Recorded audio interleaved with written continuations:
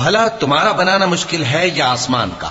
اللہ نے اس کو بنایا، اس کی چھت کو اونچا کیا، پھر اسے برابر کر دیا، اور اسی نے رات تاریک بنائی اور دن کو دھوپ نکالی، اور اس کے بعد زمین کو پھیلا دیا۔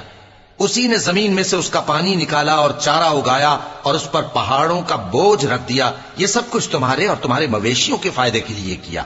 پھر جب وہ بہت بڑی آفت آئے گی، اس دن انسان جو محنت وہ کرتا رہا یاد کرے گا، اور دوزخ دیکھنے والے کے سامنے لا کر رکھ دی جائے گی۔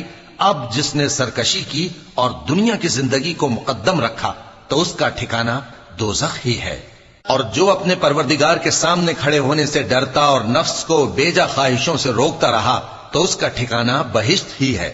اے پیغمبر صلی اللہ علیہ وآلہ وسلم، لوگ تم سے قیامت کے بارے میں پوچھتے ہیں کہ اس کی آمد کب ہے، سو تم اس کے ذکر کی طرف سے کس فکر میں ہو؟